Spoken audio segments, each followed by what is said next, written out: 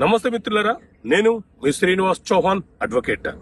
మిత్రులారా, మన దగ్గరకు వచ్చే క్లయింట్లలో చాలా మంది అడిగే ప్రశ్న ఏంటి అని అంటే, సార్ న్యాయస్థానంలో నేను కేవియట్ పిటిషన్ వేసిన అవతల వ్యక్తి ఆర్డర్ తీసుకునే వెసులుబాటు అవకాశం ఉందా అని అడుగుతుంటారు.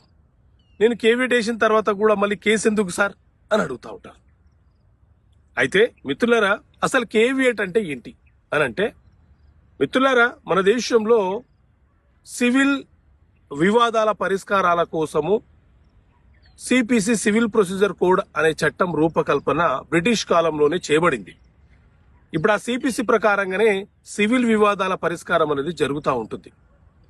ఈ సిపిసిలో మనకు 148A అనే సెక్షన్ ఉంటుంది.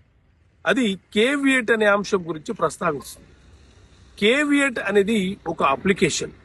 ఎవరైనా ఒక వ్యక్తి మనకు తెలియకుండా మన పైన గాని మన ప్రాపర్టీ పైన గాని కేసు ఫైల్ చేసి న్యాయస్థానం నుంచి ఆర్డర్ పొందే అవకాశం ఉందని భావించినప్పుడు అతను కేసు ఫైల్ చేస్తే నాకు తెలియపరచండి అని మనం న్యాయస్థానంలో వేసుకునే అప్లికేషన్ నే కేవియట్ అప్లికేషన్ అని అంటాము. ఈ కేవియట్ యొక్క కాల పరిమితి 90 రోజులు మాత్రమే.